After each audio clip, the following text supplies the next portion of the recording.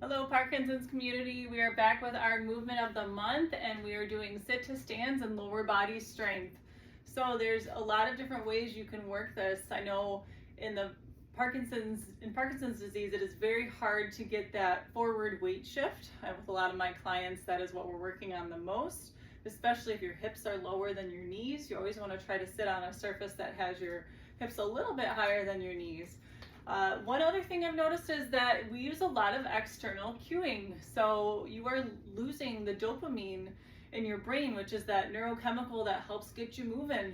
So we have to find other ways around that. So we use a lot of external cues in therapy and in exercise to get you to do what we want. So we're kind of rerouting that pathway through the brain, creating a detour, so to speak, to get to the movement that we want. So one of the ways we can do that is with some common household items here. If you have a plastic bag, you want to make sure you're holding it like you would to carry something.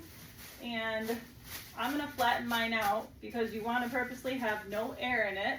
You should be sitting up nice and tall, and you are going to lean forward and start to get that weight shift. A scarf would work too, but a bag is nice because you can tell how much air is going into the bag.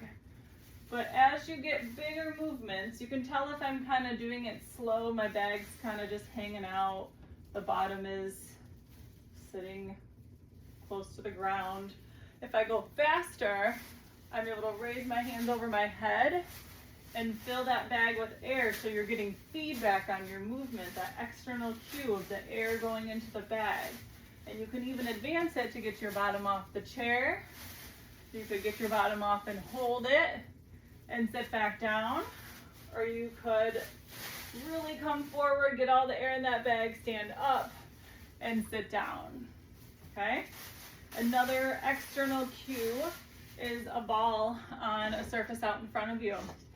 I just have an exercise ball here, a small one, so I've put it far enough away to allow myself to reach more than I'd be comfortable reaching, just enough to like get my hips off the chair almost. So if you're not used to weight shifting nose over toes, you want it to challenge you and go way far forward.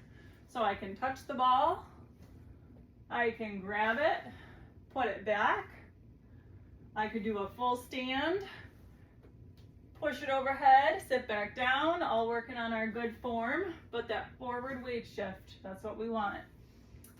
If you have a second person around and you want to involve a spouse or a caregiver, my husband here, Eric, is going to help us out. You can have some leans forward where you're going to be tapping each other's hands. So you have a target, that's your other external cue. We're going to tap. And if you want to add a stand, we're going to stand up, and he's going to give me a target to hit at top, target up top. And then you could go back to this nice pattern. Okay. All right. This was Kim with your movement of the month. I hope you enjoyed it.